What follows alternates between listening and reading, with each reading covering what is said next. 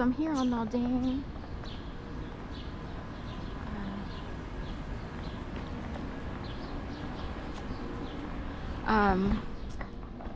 I'm here. I just passed Naldane. Someone was, as I recall, on that block over there, the 1700 block. A woman was actually killed by an exterminator or some serviceman who came. I think he was an actual exterminator, and he, news said he roped her up to a pole in her basement and doused her with like gasoline or similar and set her on fire.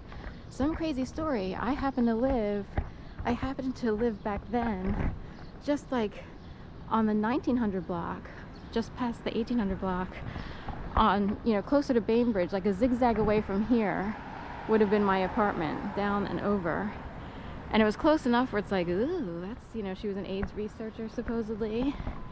She even had a dog, so they had to have people come in. In fact, a fellow dog walker came in and had to sort of assist with finding accommodations, because I think it's possible that she was here either on a visa or her family was at quite a distance, so like finding a place for her dog was like an issue. I remember at the time also that I had walked a dog that was a puppy, a red standard poodle who was still a puppy, and he kept nipping at my sleeve. I had a long sleeve, spring-ish, black L&L bean like coat that was good for outdoors and walking dogs. And he kept nipping at it, so I had a couple tears at my right hand sleeve. And this was like a year or two after I was made to believe I'd be murdered in my apartment. Seems to be a bad pattern to have crazy incidents like this happen. Anyway, and I remember that in my case, I was tortured and terrorized by all kinds of things that people can do, or they think they can do, or someone does it for them. There are people who are trained to harass people out of their jobs, out of the cities, out of apartments, and they're so used to doing it, anyway. But all kinds of crazy messaging came through, and it's like, oh my God, like when I first was hit, if you will, with whatever happened in 2011, whatever started, a lot of the messaging would be like, you're either going to be homeless, or we're going to frame you for some sort of crazy crime, or we're going to, you'll just be driven crazy. You won't be able to live life normally, per se. And what came up at that time period, upon hearing this news of this woman, was, oh my God, they're going to make me look like I'm somehow complicit in her murder, or the murderer, because I have little tears in my sleeve on my coat, and it would look like a struggle. Like all of this got put through. I wouldn't think of this normally. It has to do with what kicked off in 2011, where it's like, can the Illuminati or higher level people just decide to totally sabotage someone's life and ruin her life and turn her into something? We all wonder, like, you see people and it's like, oh my God, they have to go to jail, and it doesn't seem likely that they would wind up in that position. In general, from my perspective, especially based on what I experienced, I'm wondering how people wind up in compromising positions to begin with, whether they're the good guy or the bad guy.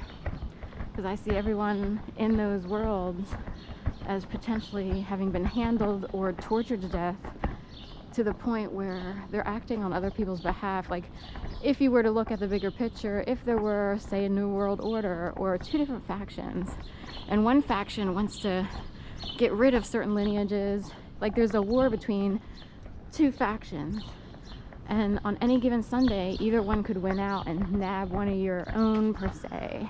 You know what I mean? And who's really behind it all? Do you see what I mean?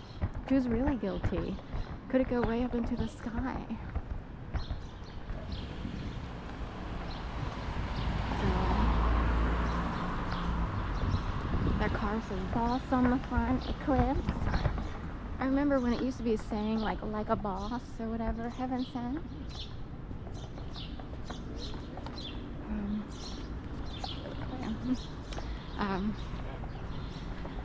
Your new happy place, Sprouts, because they have good food there, but it's not the best shopping experience.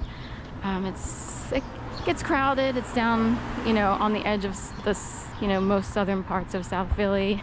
Like once you get to Washington Square, it starts to get a mob scene. So you have to go in like first thing in the morning or later at night. Try to find quieter times because you can feel a little bit chased around and weirded out. Just being honest, it's no longer a pleasant experience to try to go shopping, which is why I guess online shopping and ordering food online and everything, or just things in general, became a normal practice. Of course, you have to have money to be able to do that all the time, and not everybody can do that every single time, you know what I mean? Or people that can't, afford it in general. Like some people are paying, almost double their grocery price just to get it delivered. You know what I mean? But anyway,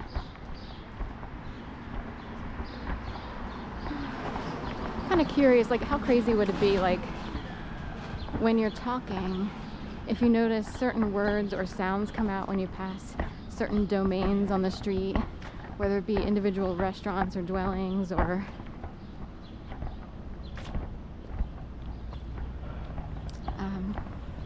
so forth and so on.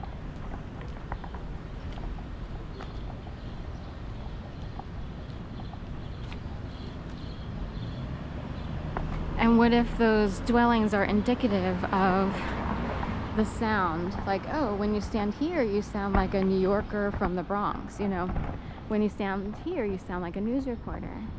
When you stand over there, you sound like a Southerner. You see what I mean? Like, maybe there's radio waves in every single location.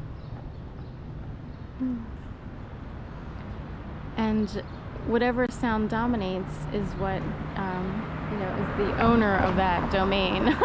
Like, how crazy would that be? So we have this up here. There's a, what's it called? Block party.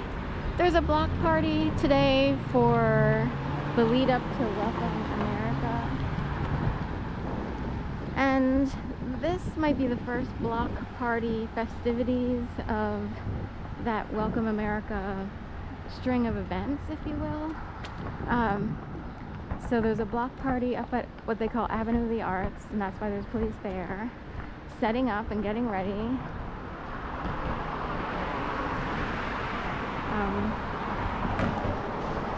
And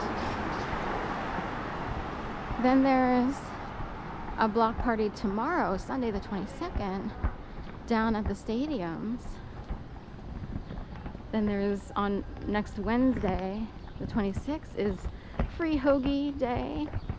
Wawa hands out free hoagies. It's usually maybe turkey and Italian. There's I think there's basically two options. They didn't really